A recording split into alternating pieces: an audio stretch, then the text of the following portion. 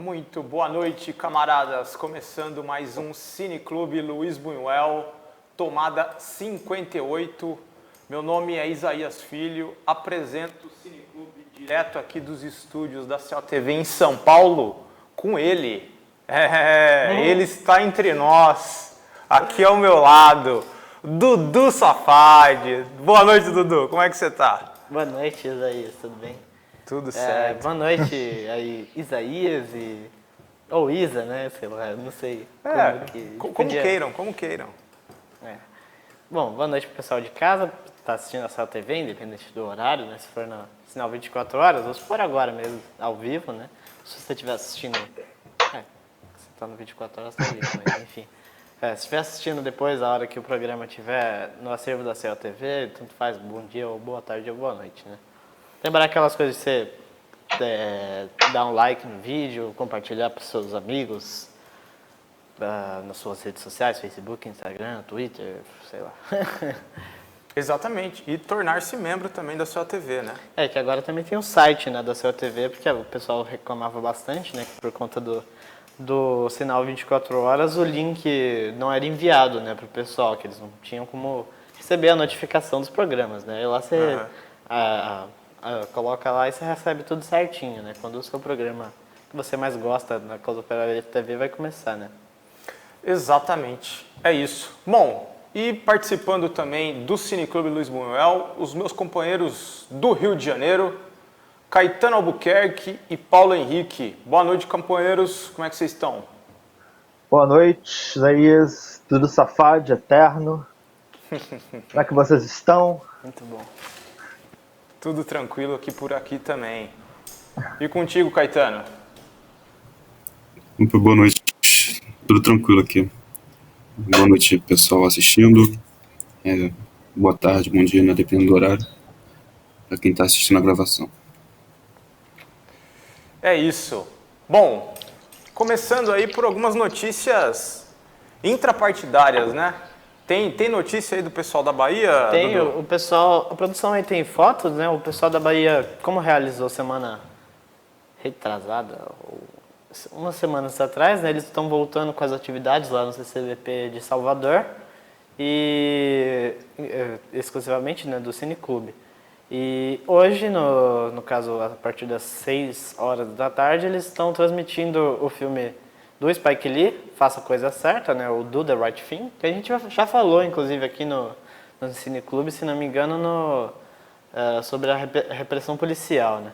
Exatamente. Já falou sobre esse filme, né? Se você for da Bahia e você estiver assistindo ao vivo, corre lá que ainda dá tempo, né?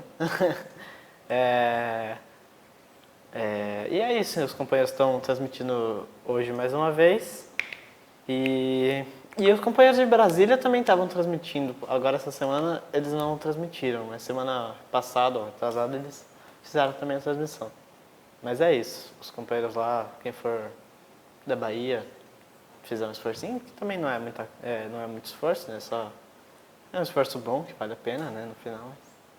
Olha, Faça a Coisa Certa, é um filmaço, hein, cara? Que filme louco. Bom, o nosso tema de hoje, como os companheiros já devem ter lido aí no GC, é o cinema e a luta do negro. Sexta-feira passada, o Cineclube Luiz Buñuel acabou não acontecendo por conta de outras atividades partidárias, né? E sexta passada foi o dia 20 de novembro, né? Dia de luta aí do povo negro, também conhecido como Dia da Consciência Negra, né? O dia que faz referência aí à morte de Zumbi dos Palmares.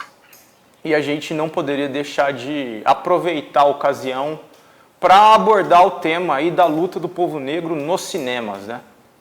A gente vai abordar aí, selecionou alguns filmes para discutir e comentar no programa de hoje. E a gente separou o programa aí basicamente em 3 blocos, né?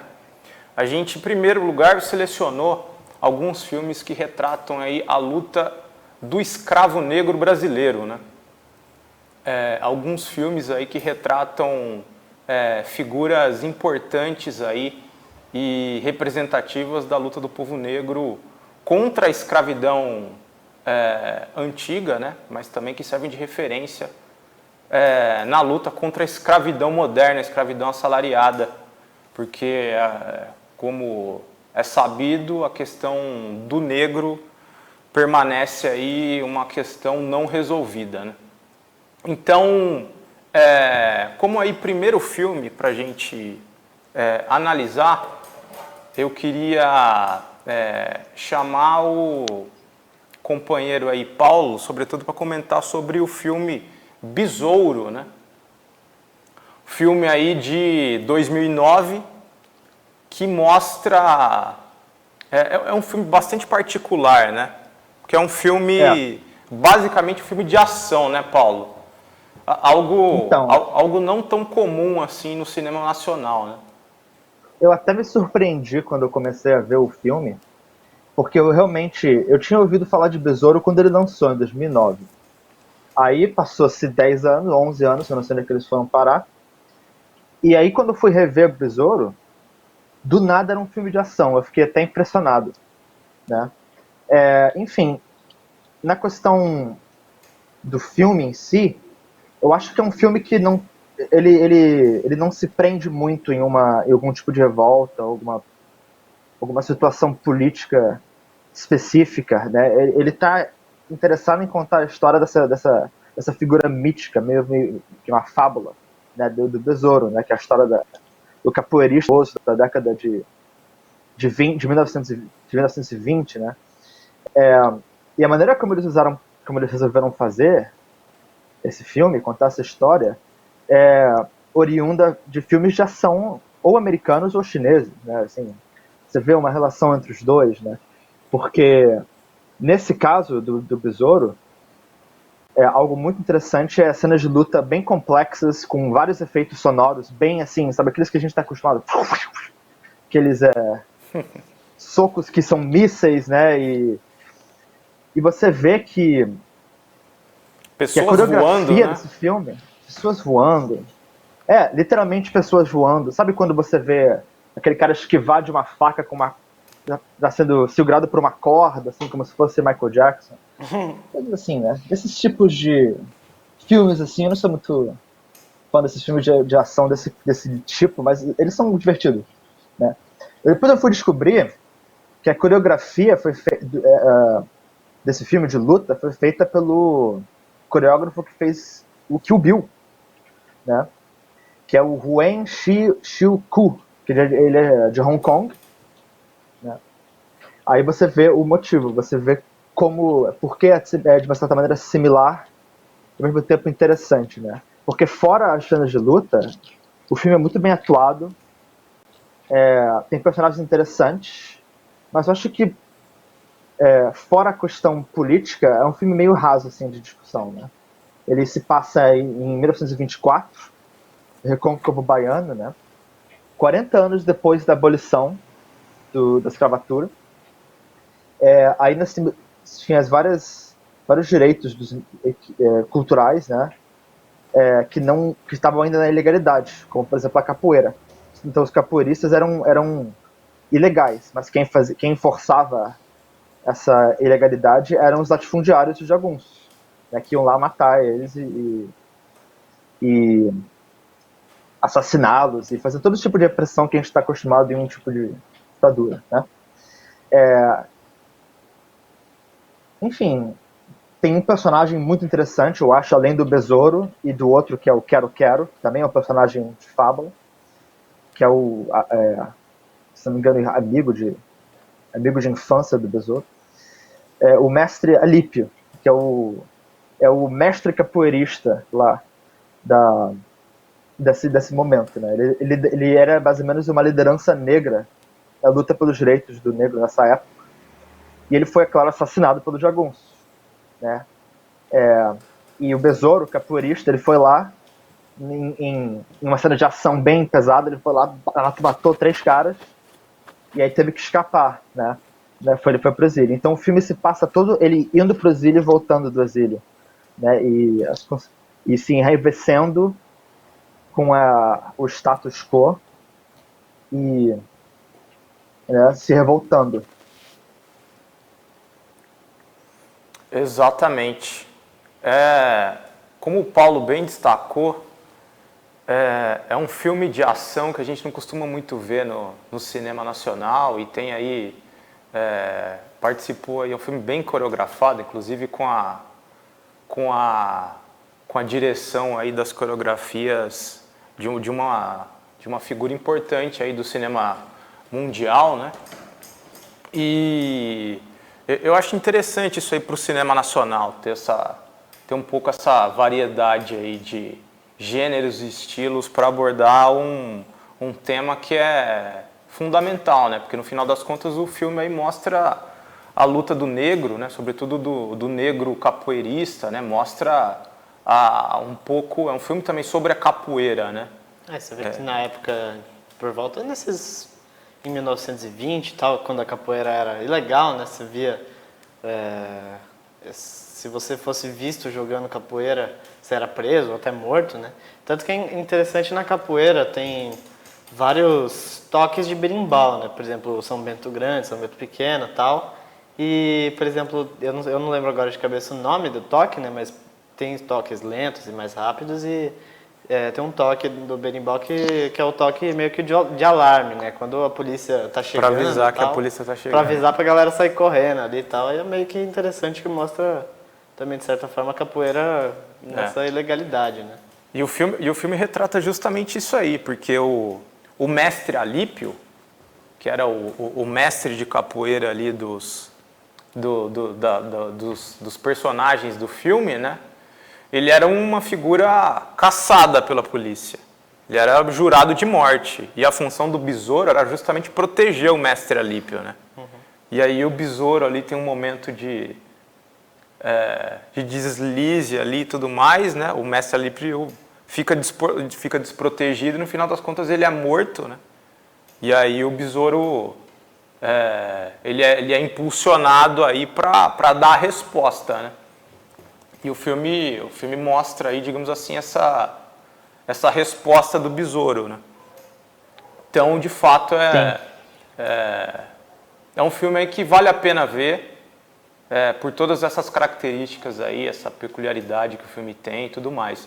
De fato, como o Paulo também disse, ele não é dos filmes mais políticos, digamos assim, né? Ele não tem um enredo muito intrincado, ele é basicamente, se a gente fosse definir mesmo, é um filme de ação, né?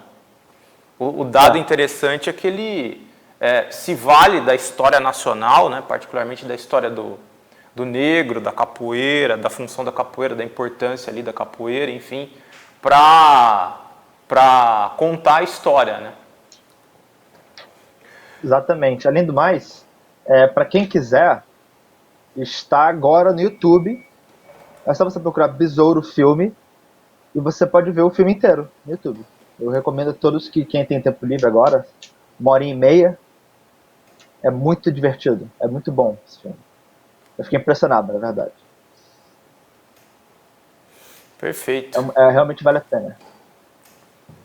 Perfeito. Bom, outro filme aí que eu gostaria de abordar também, né, que a gente selecionou aqui para esse cineclube, é um filme que a gente já mencionou aqui em outra edição do programa, né? A gente fez uma edição dedicada ao Quilombo dos Palmares aqui no Cineclube.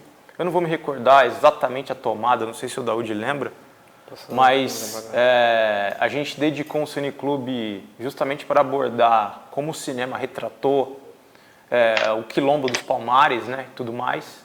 E a gente se viu obrigado de novo a mencionar esse filme aqui no Cineclube de hoje, né? Que é o filme Quilombo, do Cacá Diegues, filme de 1984, né? Uma produção franco-brasileira, que é um filme que dá continuidade a um outro filme do Cacá Diegues, que é o Ganga Zumba, de mais ou menos 20 anos atrás. 20 anos atrás em relação ao lançamento do Quilombo, né? Filme de 63, 64, salvo engano. Esse filme aí, Quilombo, do Cacá Diegues, ele, diferentemente digamos assim, da primeira parte do Ganga Zumba, né? Ele mostra a sucessão na direção do Quilombo dos Palmares, né? Não sei se todo mundo sabe, mas o Ganga Zumba ele foi, digamos assim, a primeira grande liderança do Quilombo dos Palmares, que é o mais famoso das comunidades quilombolas aí nos tempos coloniais brasileiros, e ele foi sucedido, ele antecesseu ao comando do Zumbi, né? Que é a liderança mais importante.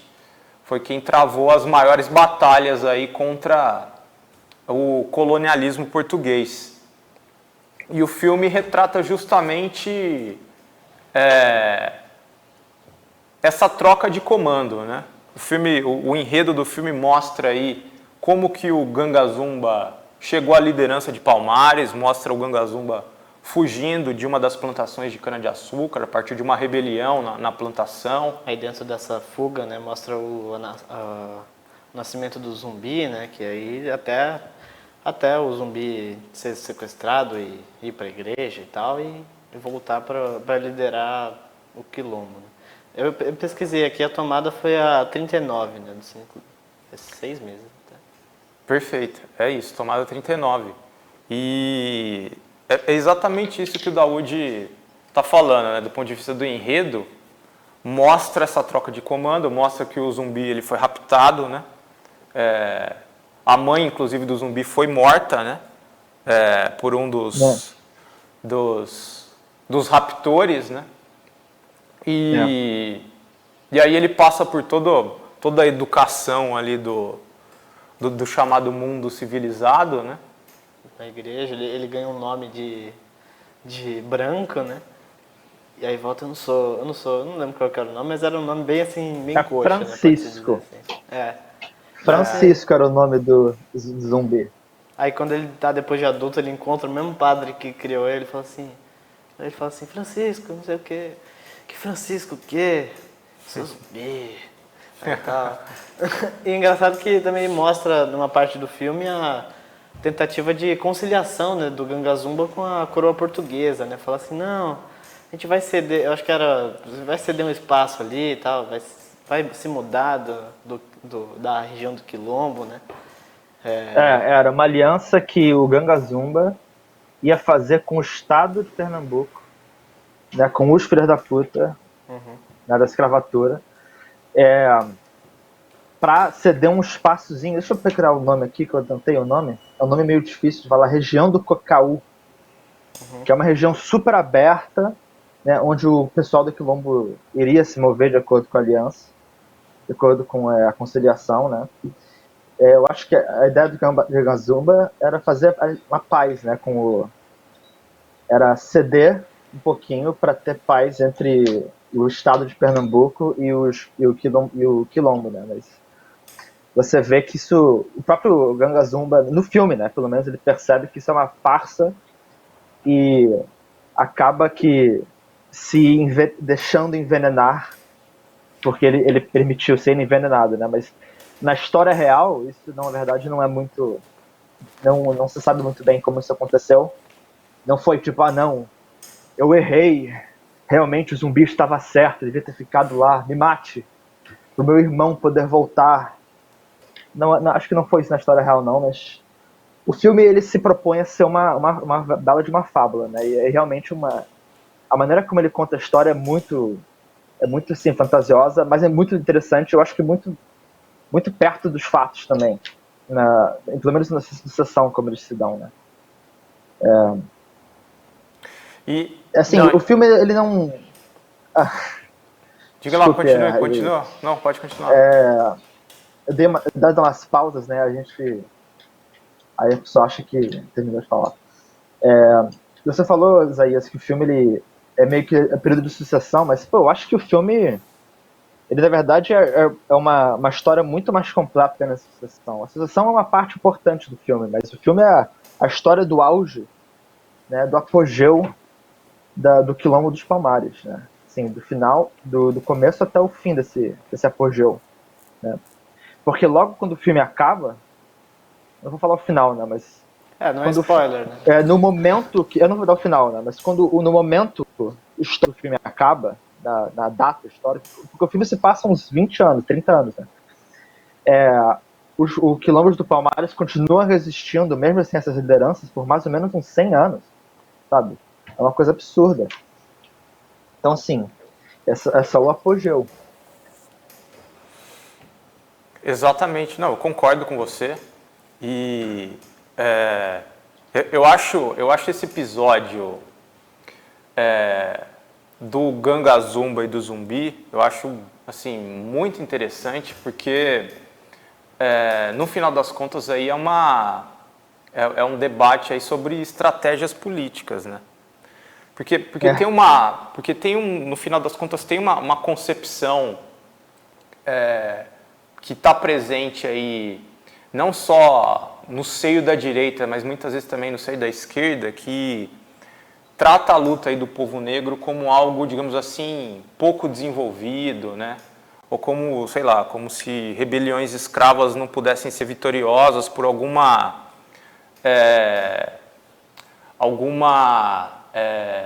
impossibilidade objetiva, um baixo desenvolvimento da consciência e tudo mais.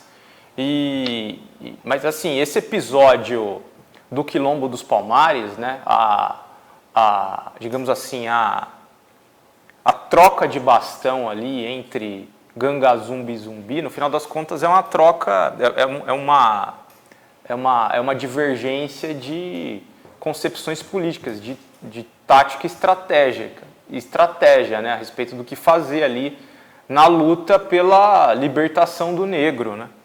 Então, quer dizer, tem um negócio claro ali. Você via que tinha... você tem ali dois dirigentes de um agrupamento de luta, né? Porque o Quilombo, no fundamental, era isso, né? Era também um órgão de combate, né? De sobrevivência contra o sistema colonial. E você tem ali dois dirigentes que representam duas concepções diferentes a respeito de como deve ser travada a luta, né? Uhum. E é um tópico muito interessante. A literatura aborda essa questão também, né? O filme do Cacá Diegues, ele se baseia também aí no livro tem um famoso livro do Décio de Freitas, né, que é um dos historiadores aí do Quilombo dos Palmares, um dos historiadores mais famosos. E tá presente esse elemento no filme, né? E é um dos pontos aí a serem destacados, eu diria, no Quilombo aí do Cacá Diegues. Realmente, é verdade.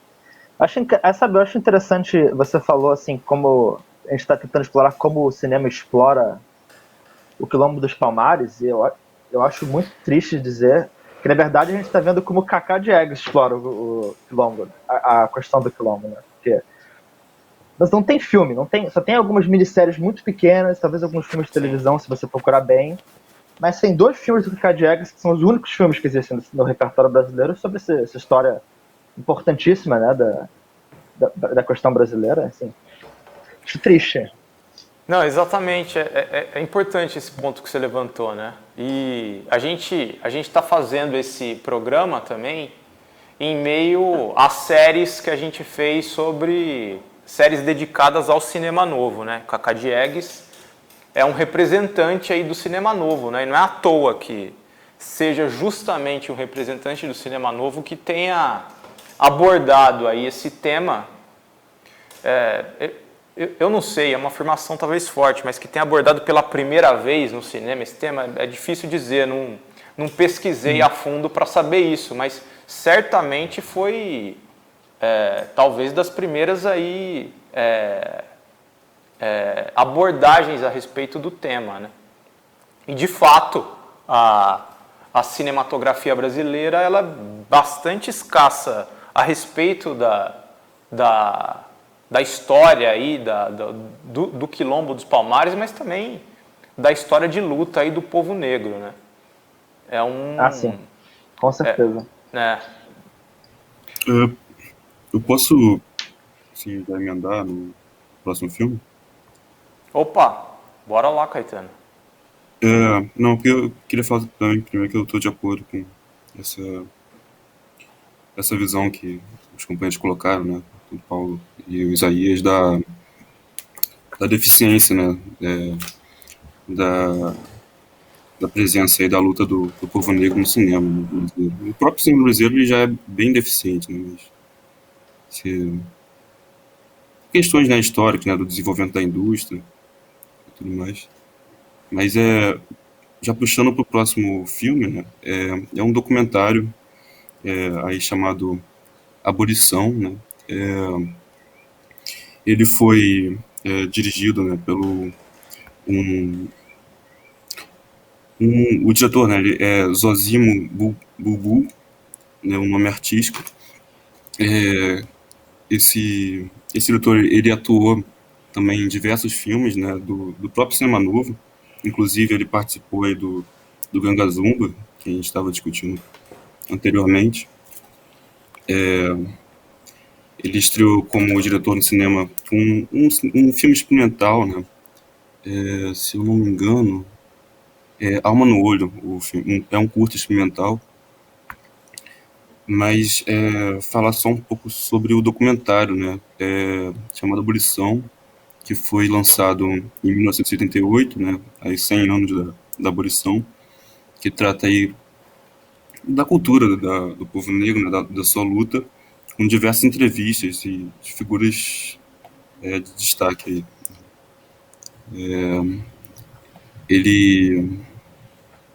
Ele não está no YouTube, né? Mas eu acredito que não seja difícil de encontrar em torrent, né?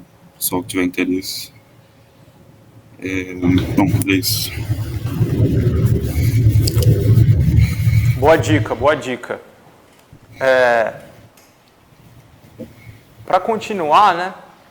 A gente também, para fechar esse tópico da luta do negro brasileiro, a gente também foi atrás aí de algum filme, série, que retratasse, por exemplo, um dos episódios mais famosos aí de rebeliões escravas no país, né? A gente está falando aqui, por exemplo, da Revolta dos Malês, revolta que aconteceu ali na década de 30 do século XIX, né? E a gente achou, né? A gente achou uma minissérie em 5 capítulos, né? Que também eu acho que foi lançada em filme, que aborda justamente esse episódio aí, bastante significativo aí da história do negro brasileiro, né? Queria até passar a bola aí para o Paulo, para ele comentar a respeito aí, o que ele achou, ele que acompanhou em maiores detalhes essa série / filme sobre a Revolta dos Malês. Quais as suas impressões aí, Paulo? O que você achou? Então, antes de eu falar minhas impressões, eu queria notar que a gente meio que a gente não está falando na ordem cronológica, né, de eventos, né, que a gente poderia ter falado. A gente começa falando de Besouro, que é em 1924. O Quilombo se passa em 1600, pouco. E agora a gente está na Revolta dos Malês, que é em 1835. A gente está aí dando uma reviravolta. Teria um outro evento, né, fora a Revolta dos Malês. Eu vou falar da Revolta dos Malês, mas tem um outro evento interessante que seria a Revolta das Chibatas também. Como a gente estava mencionando antes, é muito pobre a questão do negro, a questão das lutas do negro no cinema brasileiro, né? Eu não diria do sistema completo do mundo, mas eu acho que não seria difícil você poder dizer isso, não. Enfim, a gente encontrou um Revolta das Chibatas, que é um filme de 1912, se não me engano, só que ele não existe.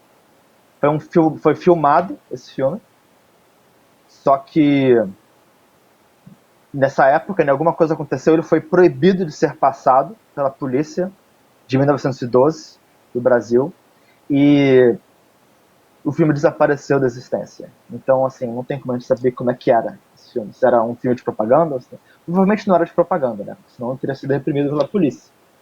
Mas, enfim, A Revolta dos Males é uma minissérie, não é um filme propriamente dito, é uma minissérie menor, né? Que fala sobre um outro evento tão importante quanto. Talvez não tão importante assim, né, por causa da questão da época, né? Mas ainda assim, é uma minissérie de 5 episódios, disponível online grátis. A gente pode até, não sei se a gente pode postar no YouTube, né, esses links grátis, né, porque são vídeos que as pessoas podem facilmente clicar e acessar. E cada episódio tem 24 minutos, dando um filme inteiro de 1h30, né? Eu acho que a produção do filme, eu não posso dizer, né, mas só vendo o filme você percebe que a produção do filme tinha pouco dinheiro para usar, né? Eles tinham poucos atores, eles tinham poucos cenários, mas eles tentaram fazer uma história completa sobre esse evento histórico, né? Então, a Revolta dos Males, ela foi uma revolta que ocorreu em 1830, 1835, também na Bahia, né? Nesse local onde várias revoltas aconteceram ao longo dos anos. Feita basicamente, impulsionada, na verdade, por negros escravos muçulmanos, né? Deixa eu só procurar o nome aqui, porque na Bahia nós tínhamos os iorubás e os crioulos também, em grande número aqui no Brasil. Os iorubás, que são os malés, né? Malé, na verdade, significa Imalé, que é o muçulmano na língua nigeriana, da língua dos Yorubá, na verdade, não nigeriana, que são originários da Nigéria, e os crioulos também que estavam bem presentes na Bahia nessa época, né? Então, a história ela se envolve na trama principal de uma escrava, né? Uma mulher negra que estava querendo pagar a alforria, né, a liberdade da sua família, que consistia dela, que é a mãe e a filha, né? Só que no momento, esse é o primeiro episódio, no momento que ela tentou fazer isso, o dono de escravo, o senhor de escravo, ele mudou o negócio, né, a seu benefício, né? O próprio dono ele falou, negócios são negócios, o senhor de escravo, né? Então ele só libertou a mãe, estava mais velha, mais desgastada, né, no palavreado deles, e ficou com a filha para poder vender, né, o que não era o negócio. Então ela pagou por 2 e só ficou com ela mesma. Tem uma coisa muito interessante nesse seriado inteiro, que os brancos, senhores de escravo, barões de terra, até os policiais brancos, eles não aparecem, né? Eles têm algo parecido com o Dunkirk, sabe? Aquele filme recente, onde os nazistas desse filme eles não aparecem, né? Como se eles fossem só um mal distante. Os brancos nesse filme também, eles, por motivos estilísticos provavelmente, eles só aparecem no sombreado, você só ouve a voz deles. Então sempre tem uma coisa na cara deles para você não reconhecer ele, como se eles fossem tudo a mesma criatura, sabe? Acho que esse era o intuito, né, principal, de fazer eles assim, como se todos eles fossem todos iguais, né? São todos inimigos dos personagens dessa história, que são todos os negros, né? Tem até assim uma cena muito interessante dos primeiros 2 episódios, onde você vê os próprios negros, as crianças negras, vendendo jornais que dão informes sobre a mercadoria dos escravos, né? E você vê a própria mãe, né, essa personagem principal, que é Guilhermina, o nome dela, lendo o informe sobre a venda da própria filha, que é uma cena bem horripilante, né? Ela lendo no informe dizendo, essa menina de 11 anos, cara bonita, não sei o que, perfeita para trabalhos domésticos, sabe? Como se fosse um eletrodoméstico. Essa cena é bem marcante, né? Pelo menos no caso emocional, assim, eu acho que a série ela tem sua força, sim, mesmo com baixo preço, né? Mas enfim, a questão da revolta dos males no filme, eu acho que ela foi pouco retratada, né?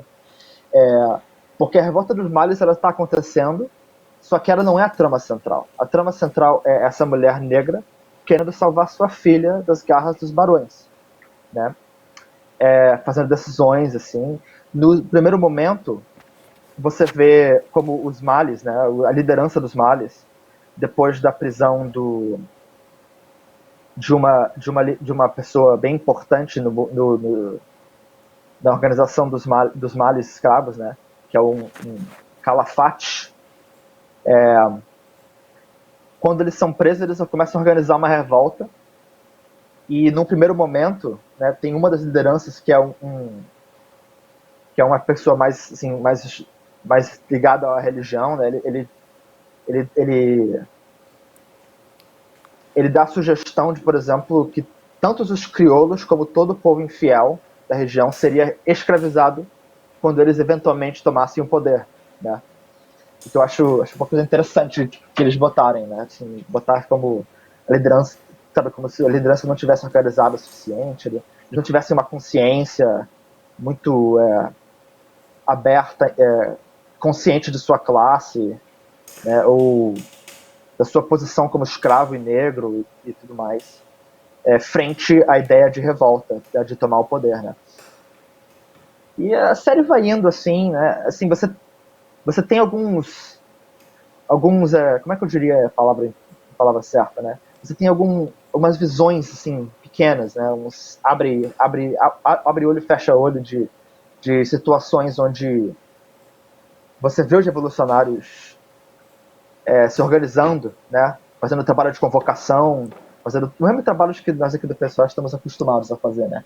Tentando convencer as pessoas, criando lista de contato, sabe, pegando armas. A gente não pega armas ainda, né, pessoal, mas a gente está chegando lá. Mas fora isso, você vê muito pouco da revolta em si. Eu achei que isso foi uma coisa meio ruim desse documentário, desse minissérie, né?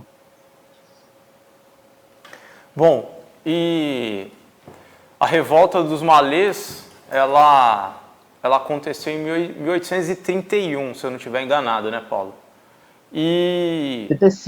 35.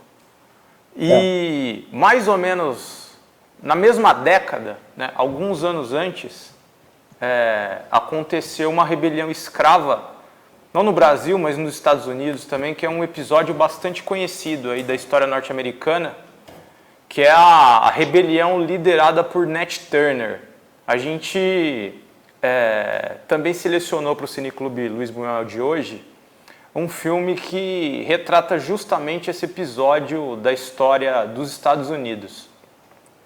O filme se chama O Nascimento de uma Nação, né? É um filme de 2016. Para quem está ligado um pouco aí na história do cinema, o título do filme é o mesmo título do famoso filme do David Griffith, O Nascimento de uma Nação, que é um filme de 1915, um dos filmes mais famosos aí da história do cinema, né?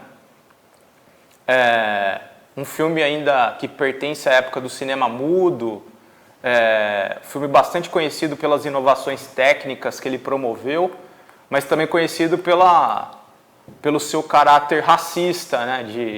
É um filme que coloca ali a Ku Klux Klan como um grupo heróico, defende o ponto de vista dos confederados, né? É um filme, do ponto de vista ideológico, né, profundamente racista. Tem a questão da blackface também, dos atores, os personagens negros são representados por brancos com cara pintada, sabe? Esse filme é um prato cheio para comentários, mas hoje assim a gente vai mencionar o filme aqui mais recente que busca de maneira provocativa aí, fazer uma referência ao filme aí do início do século XX, aí filme de 1915. O Nascimento de uma Nação, de 2016, retrata aí a rebelião liderada pelo escravo Nat Turner.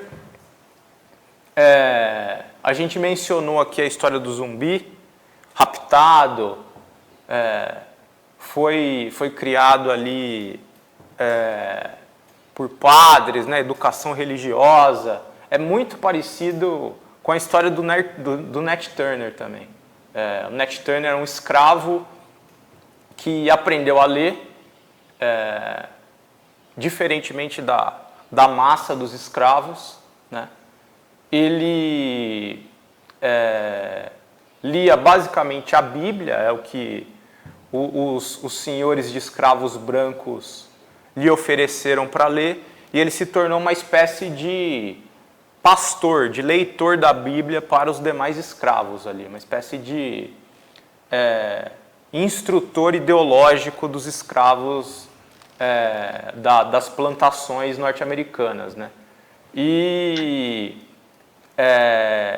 em determinado momento, né, ele vai assim, ele é utilizado pelos brancos meio que para pacificar os negros através da pregação religiosa, da pregação bíblica. Ele é um grande orador e ele começa a ir para outras fazendas vizinhas, justamente para fazer esse trabalho, e ele começa a se deparar com as torturas, com os castigos físicos e tudo mais, até que lá pelas tantas, né, a sua mulher, ela é estuprada aí por um senhor de escravo branco, a mulher também de um companheiro escravo dele e tal. Enfim, isso aí é a gota d'água para aquele acúmulo de raiva e tudo mais que ele já vinha desenvolvendo, né? E ele lidera aí uma das rebeliões mais famosas da história norte-americana. Assim, ele liderou uma espécie de emboscada aos senhores de engenho norte-americanos. Eles, na calada da noite, eles invadiram os casarões e mataram ali os brancos e tudo mais. Os números contam ali entre 55 e 65 mortos, né? E no final das contas, a rebelião ela é sufocada, né? Os brancos ali da região, eles se organizam, né? E sufocam a rebelião, no final das contas, né? O filme, ele retrata aí de maneira bastante realista esse episódio da história norte-americana. É um bom filme, tem atuações bastante seguras. O filme também ele ficou ali envolvido em várias polêmicas também, digamos assim, extra campo, né? Que mostra um pouco também da opressão do negro, porque é aquele velho esquema, né? O filme ele é dirigido por um diretor negro, né? O Nate Parker. É o primeiro filme desse diretor. O filme ele quando ele foi lançado, o filme fez um baita sucesso ali nos festivais de cinema. Ele ganhou prêmio no festival de Sundance, que é um dos festivais mais conhecidos aí do cinema independente e tudo mais. E ele era inclusive um filme cotado aí para Oscar e coisas do tipo, né? Mas justamente quando o filme estava ali explodindo, surgiu aquelas acusações bastante obscuras de que o diretor do filme ele estuprou uma uma garota nos tempos dele ainda de estudante universitário, e o caso voltou à tona e, assim, virou uma bagunça o negócio, e isso aí, de certa maneira, bloqueou um pouco a ascensão do filme aí no circuito dos festivais e tal. Mas, assim, no final das contas, o que aconteceu? O cara foi absolvido, né? Não deu em nada o caso.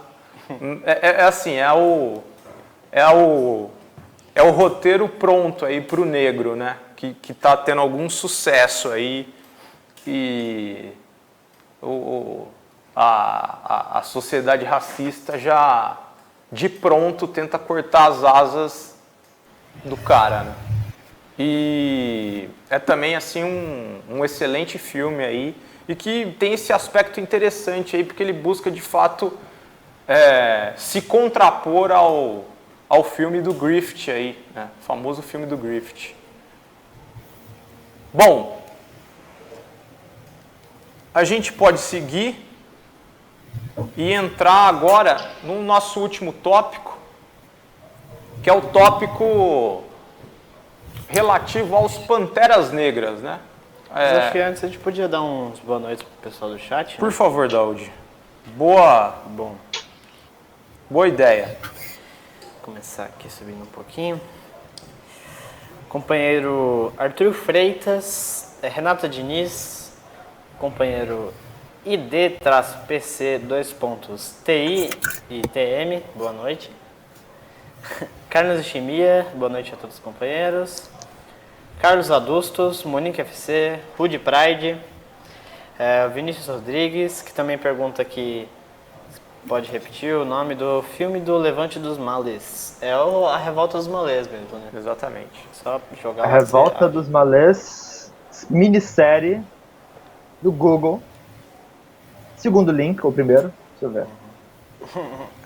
E você encontra essa minissérie no site aí do Sesc, né? Depois a gente pode, inclusive, mandar o link aqui pro pessoal no chat. É bom, o companheiro aqui, Carlos Adustos, falou sobre outro filme que a gente falou, né? Filme sobre a Ku Klux Klan. Aí, bom, por enquanto é isso. Ó, o companheiro David, companheiro do Rio de Janeiro, ó. Bom, mas acho que é isso por enquanto. O pessoal vai falando aqui. Boa noite aí pro pessoal, muito obrigado aí pela participação. Antes da gente entrar, inclusive, o Daudi me deu a deixa aqui, de mencionar que o PCO vai organizar aí a sua 46ª Universidade de Férias nos meses aí de janeiro e fevereiro, né? Diferentemente das outras edições, essa edição, particularmente, ela vai ser online, né? Ela não vai ser presencial por motivos óbvios, né? Questão da pandemia e tudo mais. E essa 46ª Universidade de Férias, ela vai ter como tema central do seu já tradicional curso de férias, né, o tema do stalinismo, né? O que foi o stalinismo? A gente já tem, inclusive, ali alguns dias definidos dessas aulas, né? As datas de janeiro já estão definidas. Nos dias 5 e 7, 12 e 14, 19 e 21, 26 e 28, nesses dias, sob a batuta aí do companheiro Rui Costa Pimenta, o PCO vai organizar aí aulas a respeito aí do tema do stalinismo. As datas de fevereiro ainda vão ser definidas em breve. E o curso aí ele vai contar com uma taxa simbólica de R$100, que permite aí ao assinante, né, acesso ao material do curso, apostilas, aos recursos de mídia, fotos, vídeos e etc, né? O curso ele vai ter um site próprio. Vai ser que nem o curso da Revolução Chinesa, que faz um ano já, quase, que a gente fez, mas... Exatamente. Vai ser praticamente igual, só que Exatamente. Vai ser a Universidade de Férias, não vai ser a Universidade... Quer dizer, é a Universidade Marxista, mas... seria o substituto da Universidade de Férias presencial. Exatamente, é isso. É isso, o curso ele vai ter uma programação bastante extensa, vai abordar aí o fenômeno do stalinismo desde o seu nascimento ali nos anos 20, vai até a queda da União Soviética, a queda do Muro de Berlim ali, final dos 80, início dos anos 90. Quer dizer, ele vai abarcar praticamente toda a história política do século 20. Então, assim, vai ser um curso monumental, de largo fôlego, e eu já peço para os companheiros ficarem atentos aí para as novas informações, período de abertura das inscrições e tudo mais,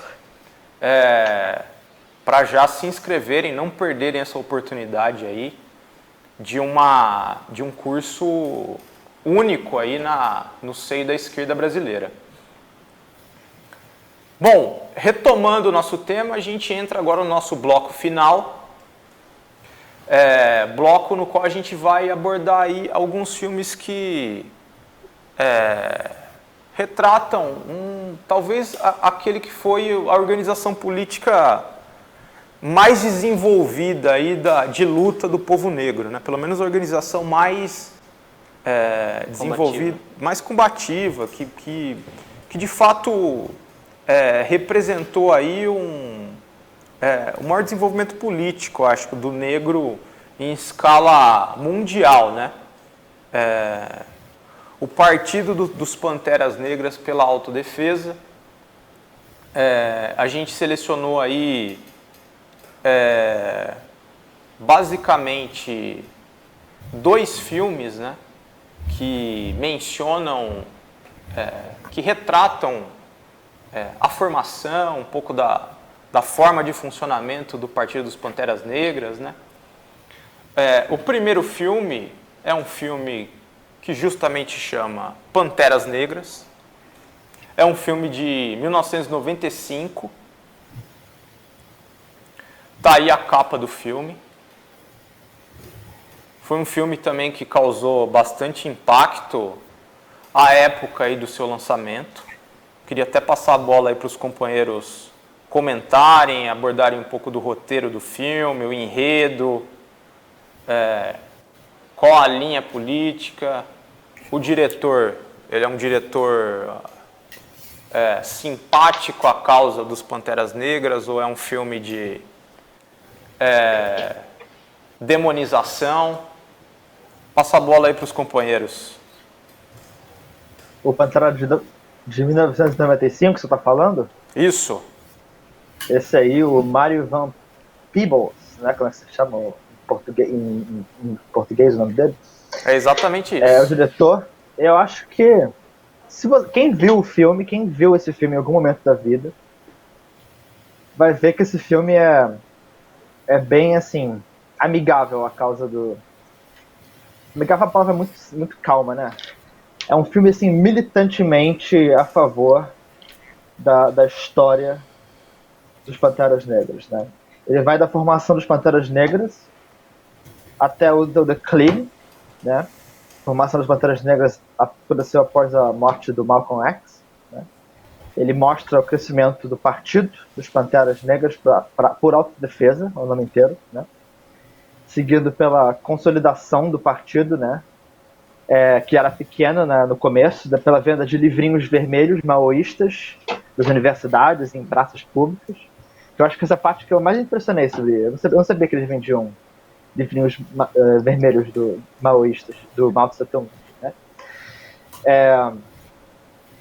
Também nessas mesmas cenas, tem cenas deles explicando para outros brancos, né, que estavam simpáticos à causa dos Panteras Negras, né, que eles queriam se juntar ao partido deles, né, que eles deveriam fazer um deles mesmos, né, porque isso aqui, o partido do Panteras Negras era justamente tinha uma causa bem definida, né. Os brancos pobres que queriam fazer a mesma coisa deviam também fazer um partido. E aí você vê que tem uma compreensão da importância política que um partido tem em uma causa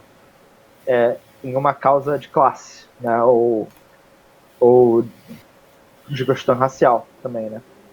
Então você vê o crescimento do partido, você vê todas as tarefas que um partido revolucionário tem. Que, né, assim, eu já me senti do PCO ali, né? Você vê venda desses livrinhos, a questão primária, a expansão do número de militantes, né, o treinamento desses militantes, não é qualquer um que pode entrar. Tem até uma cena interessante onde eles estão na sede dos Panteras Negras, que é um lugar tudo meio caído, assim, tendo uma conferência aberta, né, de público. E um cara queria entrar no partido, mas ele só queria as armas. Ele não estava nem aí pra batalha política. Ele só queria receber uma pistola e treinamento e tudo mais. Aí o cara falou, não, você tem que participar. Para você ganhar uma pistola, você tem que compreender o programa do partido. Você tem que passar pelos meses de treinamento. Aí o cara ele abandonou, né? Assim, você vê que aí eles são um grupo sério. Eles são um partido totalmente sério. Eu acho que esse entendimento, mais assim, enfoque, pelo menos na primeira parte do filme, né? Nesse crescimento militante, ativo na rua, ativo com uma política ativa, com uma análise política correta da situação. Você vê que o diretor está bem interessado em retratar de forma positiva isso, né? O filme ele tem duas partes, né? Só para concluir o que eu ia falar. O filme tem duas partes, né? A primeira parte é essa, a segunda parte é meio que o declínio, né? É a reação do Estado e da polícia, principalmente, a esse crescimento e essa organização toda. Porque você vê, né? Os caras iam com arma empunhada, eles faziam marcha, né? Era uma coisa medonha de se ver se você fosse um racista, né? Exatamente. Eu tô. Eu não sei se. Porque tem tempo que eu vi esse filme, eu não sei se a questão que eu vou levantar aparece no filme, né? Eu acredito que sim, que é o final do filme, que é a questão da infiltração de agentes do governo dentro do Partido do Panteras Negras, né? E também é questão deles colocarem, né? Esses agentes eles colocarem em circulação drogas pesadas dentro das comunidades negras, né? E por ser bairros muito pobres, assim, isso acaba gerando um estrago muito grande e afetando bastante o movimento, né? Uma das questões que a coisa não foi para frente lá depois de um tempo. Sim, isso tá posto no final do filme. Na verdade, tem até uma estatística no final do filme, né? Que eles falam que em 1960 e pouco, né? Quando o filme estava se passando, tinha 300 mil usuários de heroína dos guetos, né, americanos. Em 95, quando o filme foi lançado, tinha 3 milhões nos Estados Unidos inteiro, né? Então, assim, eles não conseguiram conter isso nem no gueto, a questão das drogas, né? Não, exatamente. O filme aborda essa questão, né? E como o Paulo bem disse, o filme é muito bom porque, de fato, ele mostra aí a ascensão, né? Ascensão e declínio do Partido dos Panteras Negras, e ele retrata mesmo como o Estado norte-americano, a atuação do Estado norte-americano para derrotar aquela organização que foi qualificada em certo momento como principal inimigo aí da classe dominante norte-americana, né? Na hora de pesquisar sobre esse filme, eu me deparei aqui com uma crítica uma crítica da Ilustrada da Folha de São Paulo na época em que o filme foi lançado, né? E, cara, é bom demais ler isso aqui, né? Porque mostra um pouco aqui o que a direita achou desse filme, né? Aí o primeiro parágrafo é o seguinte, né? Panteras Negras é um filme furioso, sectário, revanchista, escandaloso. Tudo mais. Aí, né, ele continua.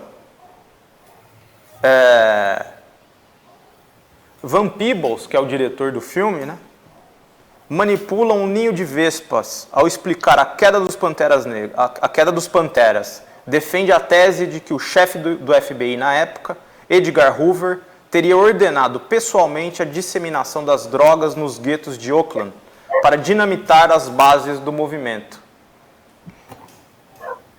No mais, o filme passa uma visão idealizada dos panteras. Privilegia o lado filantrópico do grupo, ao mesmo tempo que escamoteia o envolvimento dos panteras com o tráfico de drogas e homicídios.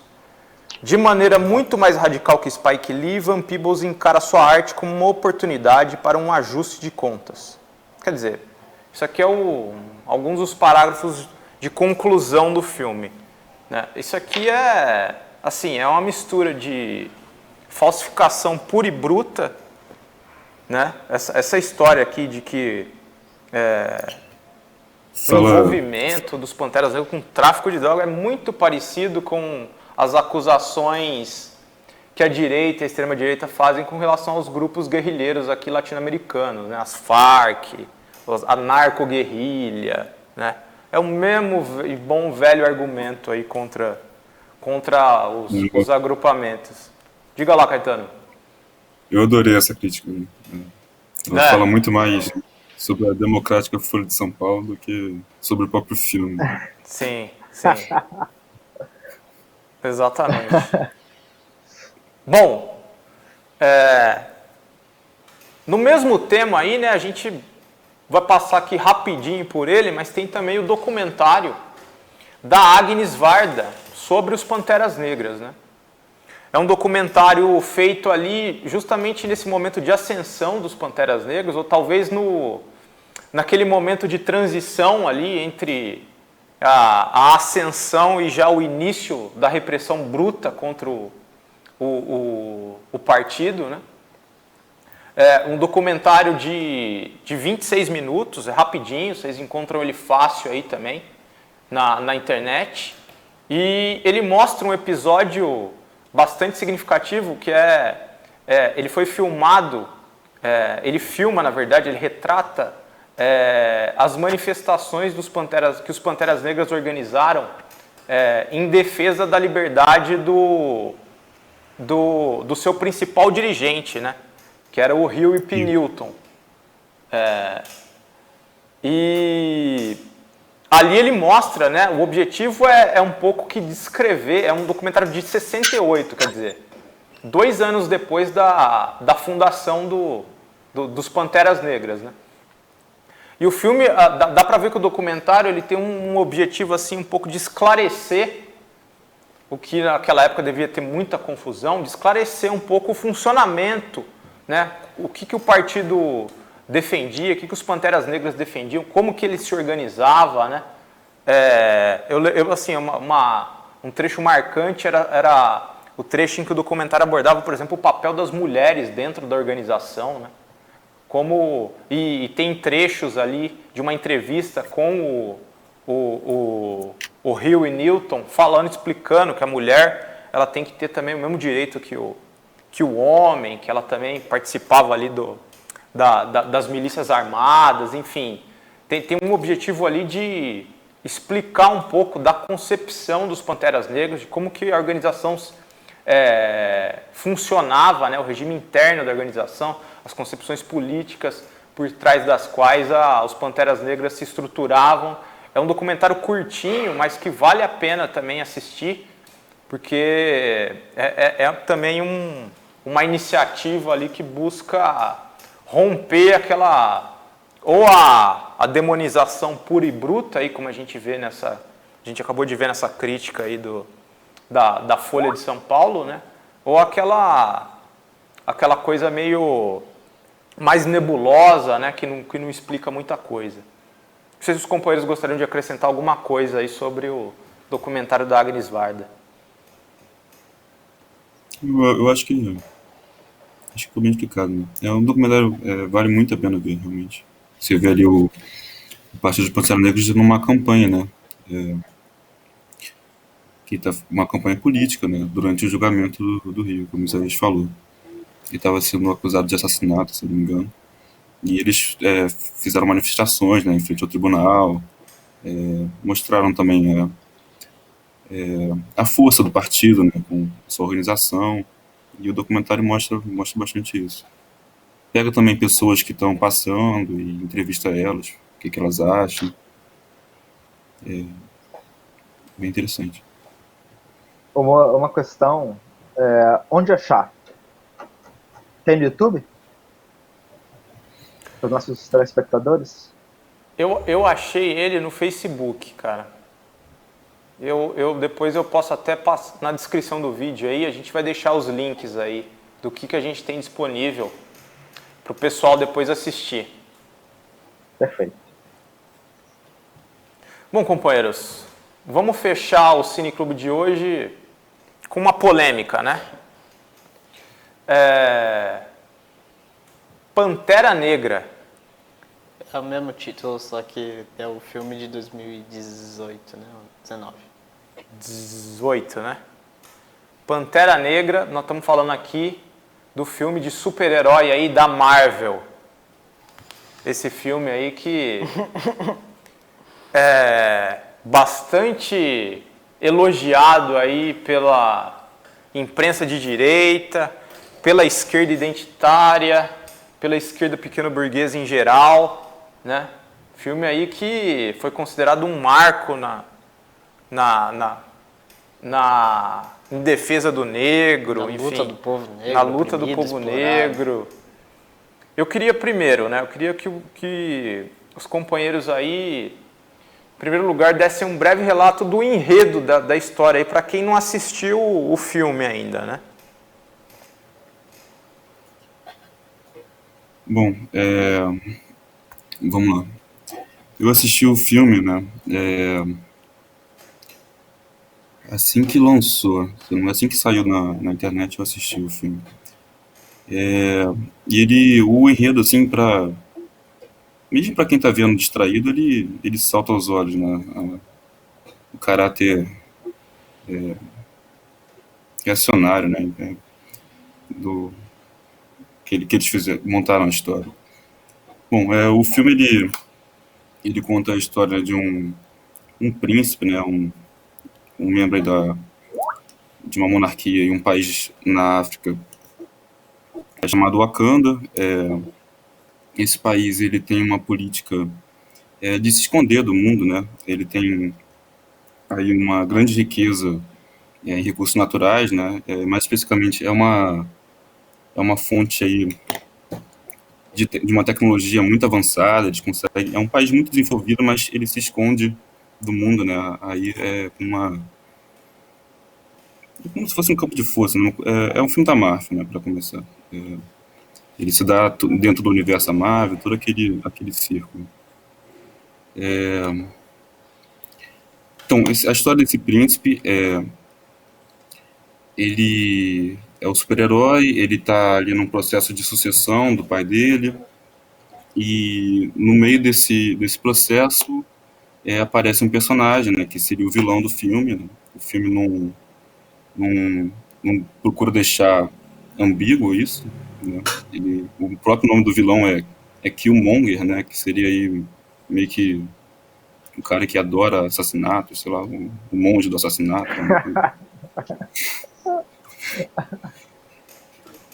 Bom, esse personagem que aparece, ele vem dos Estados Unidos, ele é um veterano de guerra e ele tem uma ligação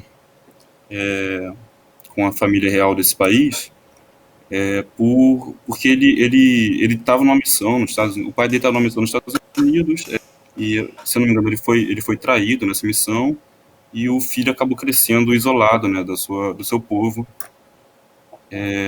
dentro dos Estados Unidos, né? Ele sofreu todos os cuidados que a sociedade norte-americana tem. Ele voltando, ele disputa ali o poder com o príncipe, com o super-herói, ele ganha, né, a luta, né, porque o processo de mudança de governo é meio que uma porradaria ali em uma cachoeira, assim, pra ver quem vai assumir o trono. Você vê assim, como é que Hollywood trata Atento aí, né? politicamente. E apesar de eles serem bem avançados em tecnologia, eles mantêm a tradição ali, né, da sucessão de Exatamente, é uma poder. maneira bastante Atualizado. sofisticada e tecnológica de sucessão, digamos assim. Você vê que a urna eletrônica, ela não rola, né? Porque apesar de toda a tecnologia e tudo mais, é melhor os bons É meio costumes, né? que é quase uma Arábia Saudita, assim, né? Se ver a parada na África, né? Mas aí o vilão, ele acaba ganhando a luta, né? E ele põe em prática uma política, né, de acabar com o isolamento do país, do mundo, né, um país aí negro altamente desenvolvido, e ele procura armar todos os movimentos negros do mundo pela. E, bom, isso é frustrado, né, porque e aí a missão dele, né, retomar o trono. E nisso ele tem abertamente aí o apoio da CIA, né, que é engraçado no filme politizar esse ponto, né. Se eu não me engano, o universo Marvel ele tem uma agência lá que geralmente se passa pela CIA, né? Se eu não me engano, é Shield o nome. É a Shield. Mas no filme, o cara, ele se autoproclama da CIA, né? Então, a gente vê no filme, né, a agência representada, né, fazendo o que ela sempre faz, né? Derrubando algum líder popular africano, líder de libertação, Lumumba, Sankara, né? Agora a gente vê isso no filme, mas uma versão mais ideologizada de direita. E como tem que ter um final feliz, né? O príncipe apoiado, né, numa luta final, e ele mantém, né, procura fazer algumas dessas aberturas ali no país, integrar um pouco mais com o resto do mundo, né, através de ONGs aí espalhadas em comunidades pobres, né. No próprio Estados Unidos, o filme termina, né, com um instituto, né, uma ONG ali sendo inaugurada em um gueto norte-americano, um gueto dos ou seja, um fez direitinho.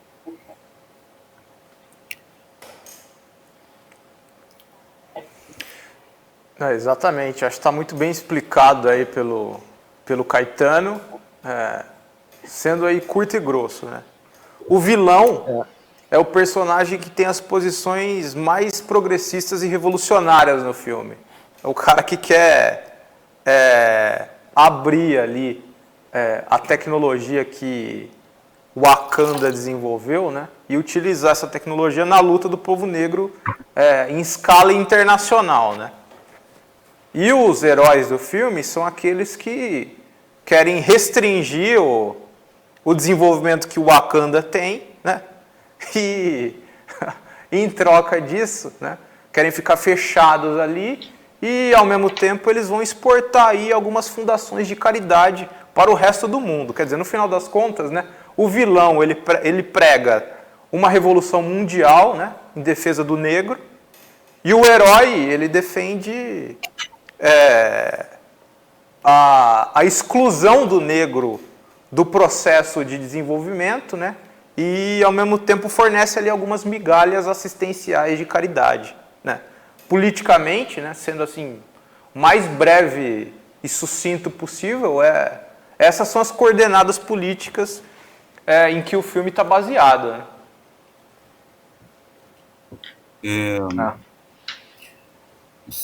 Quero adicionar também que não é a primeira vez, né, que no mundo do gibi, verso do gibi,